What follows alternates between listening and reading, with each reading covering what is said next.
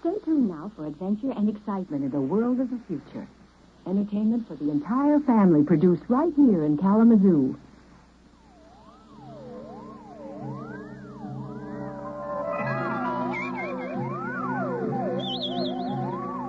Join us now for a voyage into another dimension.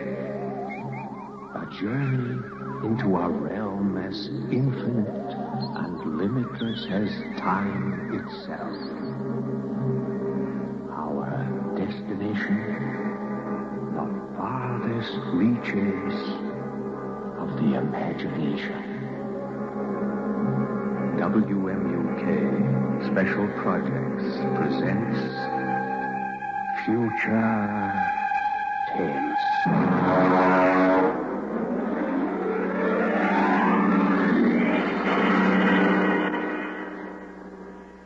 Tunnel Under the World by Frederick Pohl.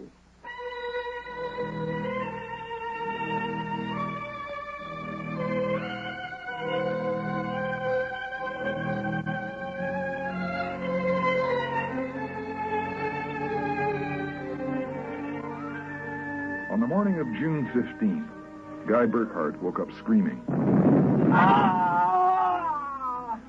It was more real than any other dream he had ever had in his life.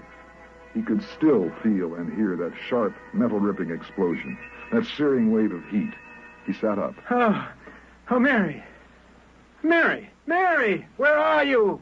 Guy, what's wrong? You're trembling. Oh, where were you? In the kitchen cooking breakfast. What is it? I don't know. A dream, I guess. An explosion. Did you say explosion? Yes. But that's the dream I had. What? I dreamed there was a big explosion and then something sort of hit me on the head. Oh, good Lord. Oh, maybe there really was some sort of explosion and it started as dreaming. Well, there will be an explosion down at your office if you don't hurry and get to work.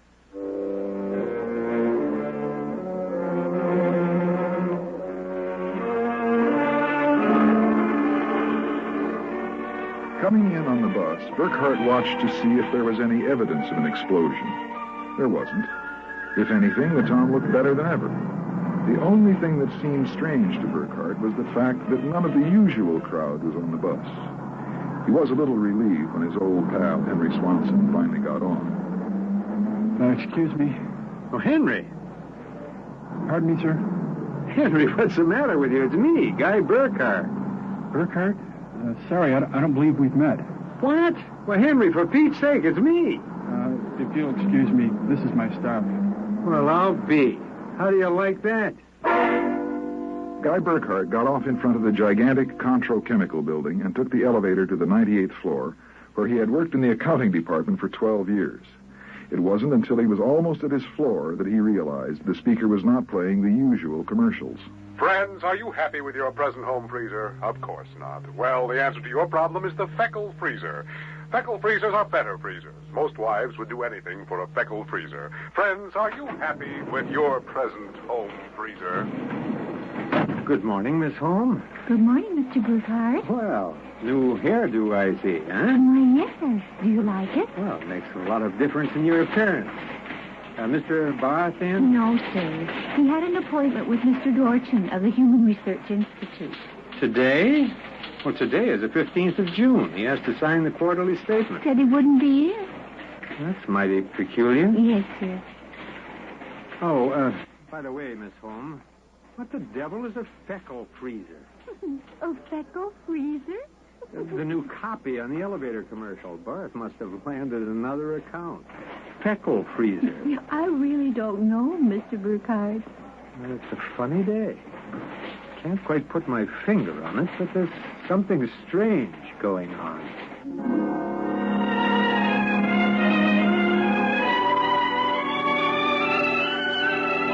He couldn't shake the thought out of his mind. It persisted all through the day and through dinner. He was still brooding as he and Mary got ready for bed. Tired, dear? Oh, no. Anything wrong? I don't know.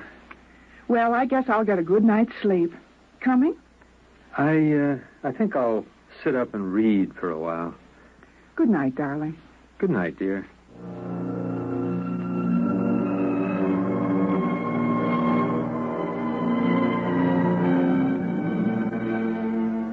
At exactly midnight, Guy Burkhart lapsed into a sudden, deep sleep. On the following morning, he woke up screaming. Oh, darling, what is it? What's wrong? Nothing. A bad dream, I guess. Oh, you gave me such a shock. I seem to be having a lot of nightmares lately. Really? Yes, the one I had yesterday. And this is the same. A big explosion and then nothing. You had a dream yesterday? Well, of course I did. You had the same sort of dream. I? Guy, you're mistaken. I don't remember dreaming. Well, now, Mary, you told me that... Guy, you're mistaken. But, Mary... Maybe you dreamed I had a dream. Maybe you... Well, yes, I might have done that, I suppose. Everything did seem sort of strange yesterday. Oh, that's probably it. You better get dressed, dear. Today is the 15th. That's when the quarterly paper... 15th? Yes. Well, it must have been a dream, because yesterday was the 15th.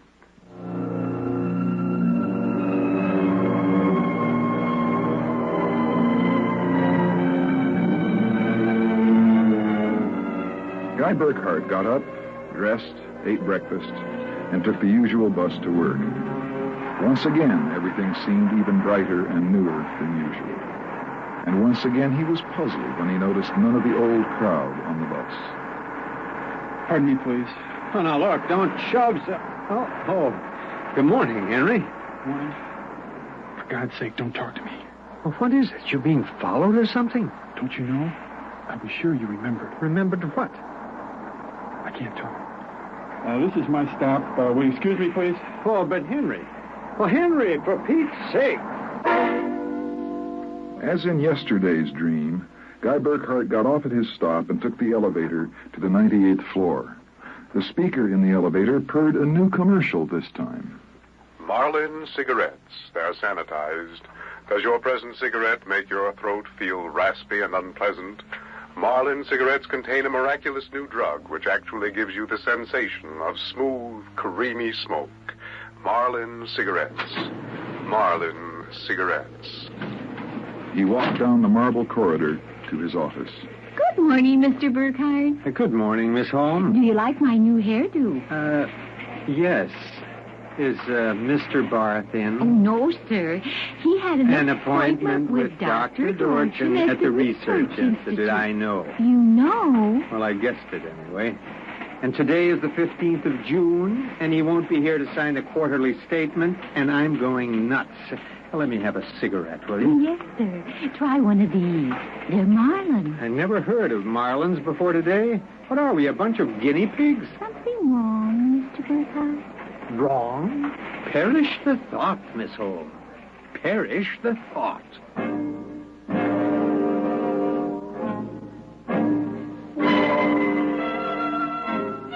He went to his desk and stared at the mail.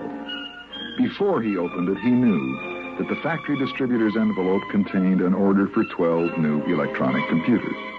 He knew that the Development Journal contained an article about a new method of transprinting selective brain circuits of human engineers onto the electric brain circuits of robot engineers to facilitate the operation of automatic factories.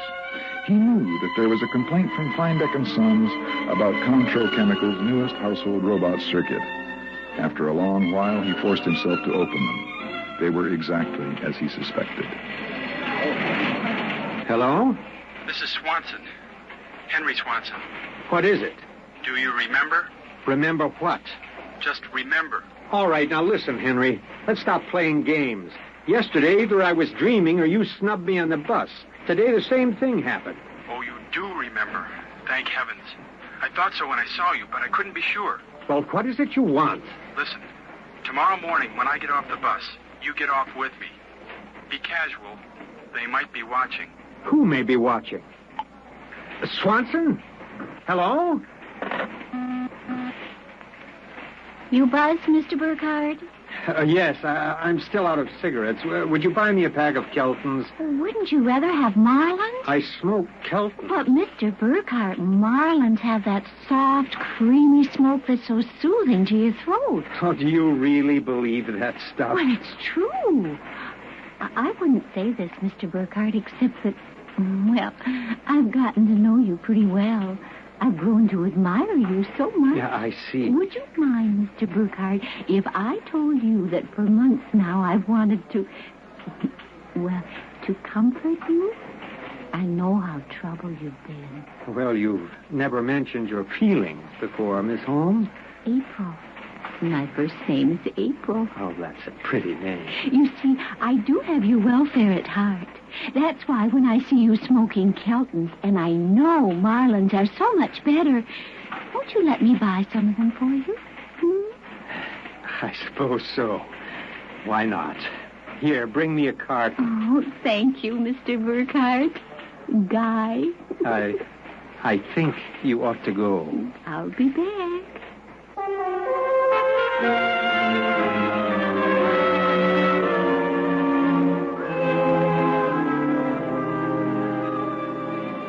There was something wrong. Something definitely peculiar about what was happening. The call from Henry Swanson, the strange behavior of his secretary, Miss Holmes, the new products, the dreams. Guy Burkhart went home that night feeling like a man in a nightmare. Is that you, dear? Yeah, it's me. Did you have a good day? Oh, fair.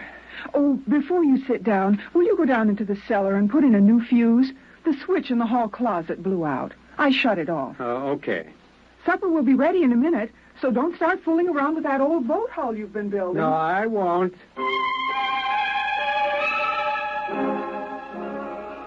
Mary? Yes? Come down here. Hurry up.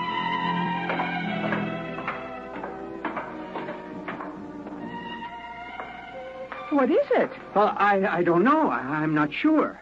I was looking for a fuse, and I thought maybe I'd drop one under the boat hull, so I scratched around and look. Now, let me put the flashlight on here. Here. Well? Well, look at the floor. What about the floor? Well, it's supposed to be cement. Well? Well, it's copper. There's a thin layer of cement, but underneath it's metal. Look here. Underneath the concrete. More metal. And here on the wall, you see? Metal. Metal under the floor, behind the wall, every place. Well, I don't really understand. Oh, Mary, I know this sounds crazy, but somebody, for reasons I can't even begin to understand, has taken this house and replaced it with a clever imitation. Guy? Oh, Mary, I'm going to look around a little more. Your dinner will be ready. You just save it for me. There are a couple of things I've got to figure out.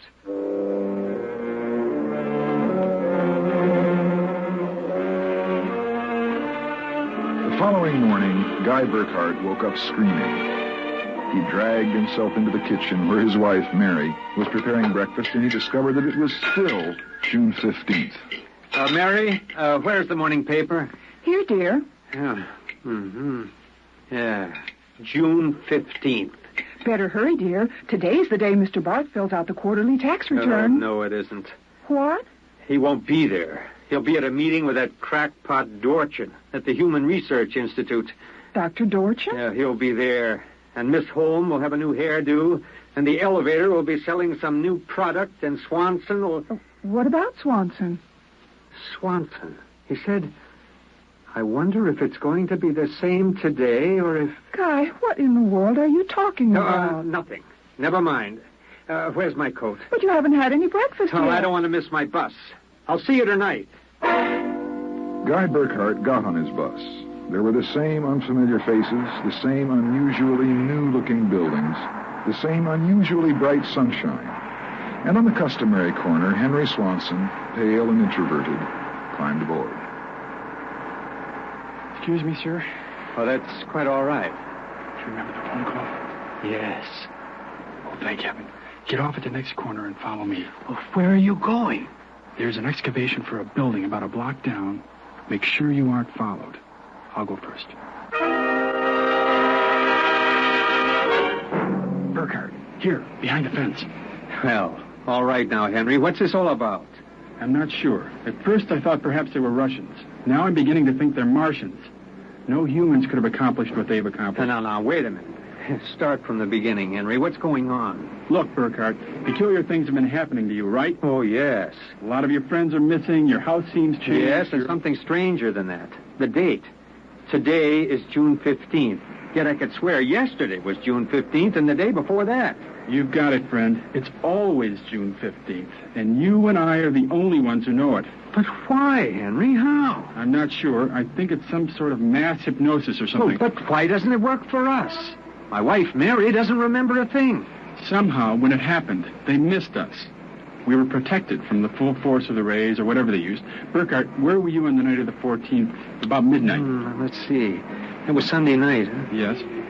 I was down in the cellar under the boat I'm building. I was in my dark room developing some pictures. Well, this just doesn't make any sense to me. Russians, Martians, what makes you think that? I've seen them. Where? At the end of the tunnel. What tunnel? The one they built into the city. A tunnel under the city? Yes, it's made of copper or some alloy. Copper? Now, wait a minute.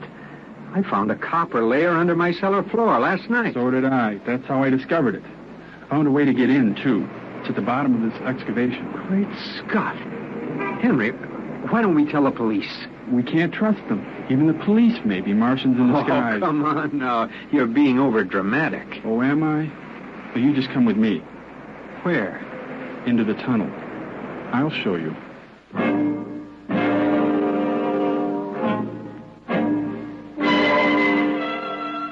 Henry Swanson led Guy Burkhart through a small hole into the excavation. There, he removed a cutout piece of metallic substance, and they crawled into a dimly lighted tunnel. They walked for what seemed like 2 miles until Swanson held his finger to his lips. Shh, we've got to be quiet now. Henry, this is fantastic. But they've got a tunnel right under the whole town. You haven't seen anything yet. There's a room a little farther down. We'll be able to look through a glass in the door. Is it safe?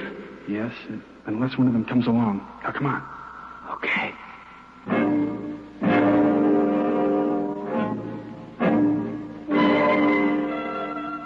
Here, Burkhart, look through the glass. And just so I know I'm not completely insane, tell me what you see. Good Lord. Well? It's a tremendous panel with dozens of telescreens. In front of each a robot. They seem to be computing something. Yes, I watched. They're evaluating data on the screens. Have you gotten a chance to look at that data on those screens? No, I've been afraid to go in. There might be a warning circuit somewhere. If we knew what those robots were working on, we could go to the authorities. I'll risk it if you will. All right. It's worth the chance. We're lost anyway. Okay, open the door. So far, so good. Come on, let's take a look at that data. But don't interfere with the robots. Oh, don't worry. Here, let's look at the screen. Now listen to this. Tests in the 47K12 group with Marlin cigarettes pulled 80% using a soft, feminine approach. Indications are that an extension of this approach would influence at least 70% nationwide. The direct elevator pitch pulled only 10%. This should be abandoned and a new series of high-persuasion personal elements introduced. Henry, do you know what this means? I haven't the faintest idea. Oh, this is crazy, but it fits the facts when I think about it. Do you know who's behind this? Martians? No, not Martians, Henry. Humans. What? Humans who are interested in developing the perfect propaganda machine. What?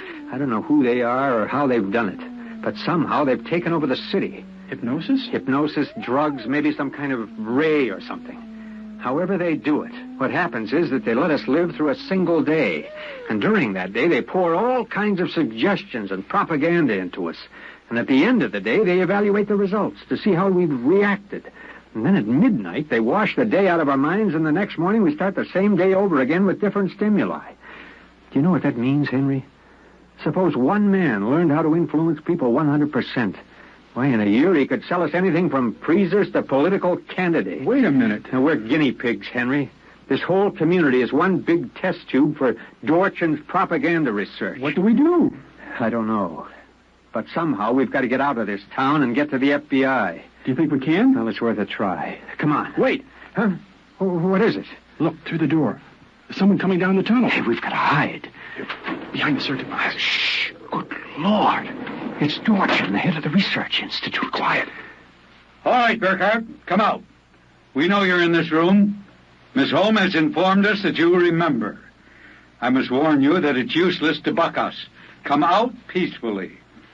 Let our maintenance crew adjust you properly so that you don't remember from one experiment to the next. It will be quite painless. If you don't come out peacefully, we'll have to get you. Henry, take this wrench.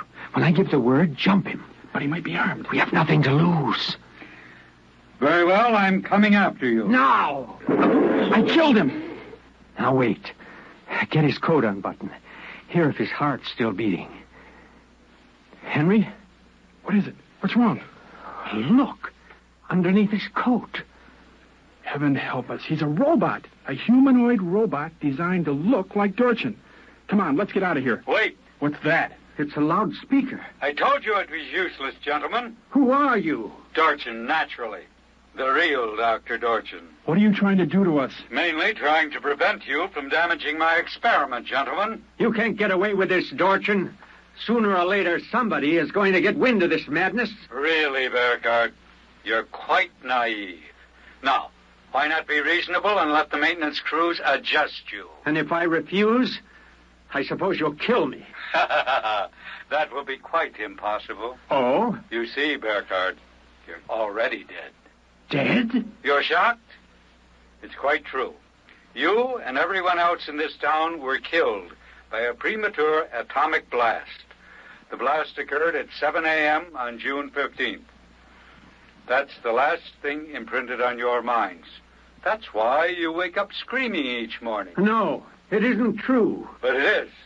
What I and my associates did was take the brain circuits from your dead bodies, store them in electrochemical batteries until we had a chance to rebuild the cities and begin our tests. Do you think I believe a fantastic tale like that? I imagine you find it incredible.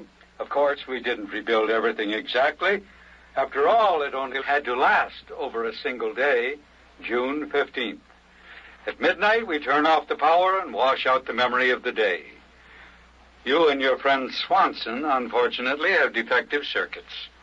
You remember. Burkhardt, it's no use. We're trapped. Give up. Not me. But what can we do? We can make a run for it down the tunnel. Come on.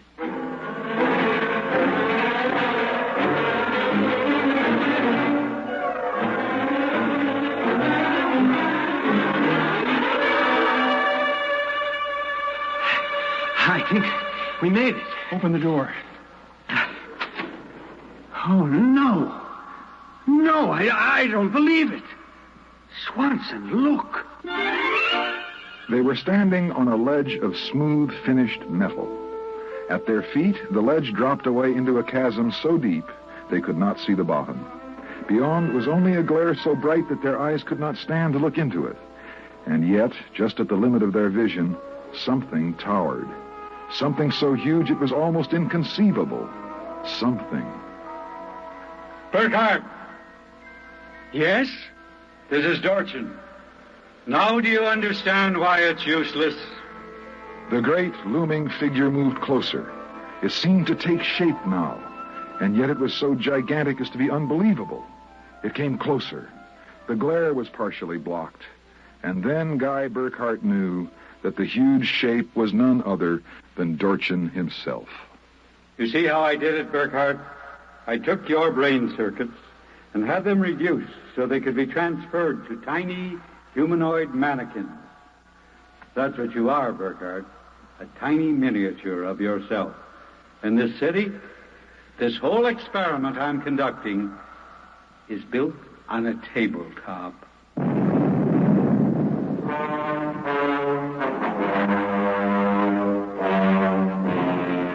It was the morning of June 15th, and Guy Burkhardt woke up out of a dream, screaming.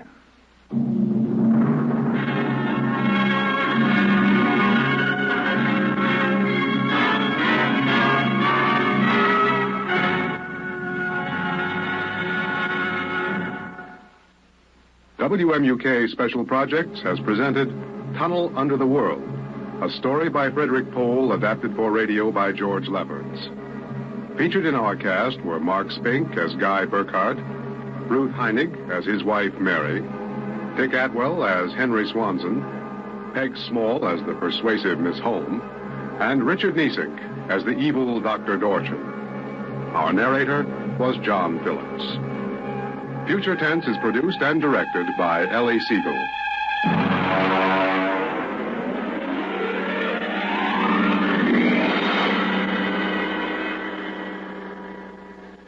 Next on Future Tense. Well, it's nothing.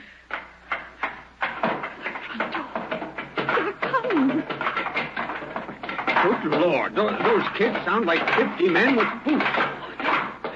Please, God, don't let this happen. Don't let them. Please, God. I don't understand. Who's there? Who's there? I demand that you answer me. Coming. The whole house is shaking. Who's there? Be quiet.